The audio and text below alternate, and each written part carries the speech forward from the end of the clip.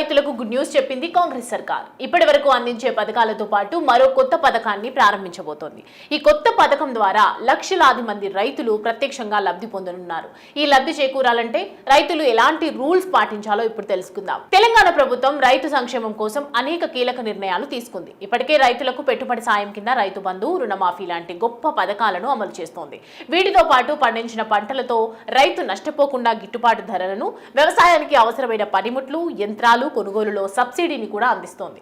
అయితే తాజాగా మరో కీలక పథకాన్ని రైతులకు అందించేందుకు సిద్ధమైంది తెలంగాణలోని కాంగ్రెస్ సర్కార్. రైతులకు ఎకరానికి 9,600 రూపాయల సబ్సిడీ రూపంలో ఇచ్చేందుకు ప్రణాళికలు సిద్ధం చేసింది. దీనివల్ల లక్షల ఎకరాల్లో పంటలు సాగు చేస్తున్న రైతు కళ్ళల్లో ఆనందం చిగురించనుంది. అయితే ఈ సబ్సిడీ మొత్తం ఏ పంటలపై అమలవుతాయి, ఎలా పొందాలో ఇప్పుడు చూద్దాం. తెలంగాణలో ఉంటున్న జనాభాకు అవసరమైనంత కూరగాయలు అందుబాటులో ఉండటం లేదు. ఈ క్రమంలోనే వినూత్న నిర్ణయం తీసుకుంది కాంగ్రెస్ ప్రభుత్వం. 2025-26 ఆర్థిక సంవత్సరానికి సంబంధించి సుమారు 10,000 ఎకరాలలో కూరగాయల సాగు జరిగేలా చూడాలని అధికారులను ఆదేశించింది. అందుకోసం రైతు మొత్తం పెట్టుబడిలో 40% సబ్సిడీ కింద ఇచ్చేందుకు సిద్ధమైంది. సాధారణంగా ఒక్కో ఎకరంలో 6 టన్నుల కూరగాయలను సాగు చేయొచ్చని ప్రభుత్వానికి ఉద్యాన శాఖ అధికారులు ఒక నివేదికను అందజేశారు.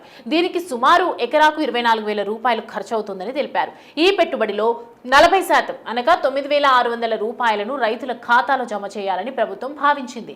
దీనికి సంబంధించి తక్షణమే కార్యాచరణ చేపట్టాలని అధికారులను ఆదేశించింది ప్రభుత్వం. దీనికి ప్రధాన కారణం ప్రస్తుతం రాష్ట్రంలో 1.35 లక్షల ఎకరాల్లో 14.64 లక్షల టన్నుల కూరగాయలు ఉత్పత్తి అవుతున్నాయి. అయితే రాష్ట్ర అవసరాలకు 26 లక్షల టన్నుల కూరగాయలు అవసరమని అధికారులు అంచనా వేస్తున్నారు. ఈ లోటును భర్తీ చేయడానికి, రైతులను ప్రోత్సహించడానికి ఈ పథకాన్ని ప్రవేశపెట్టినట్లు తెలుస్తోంది.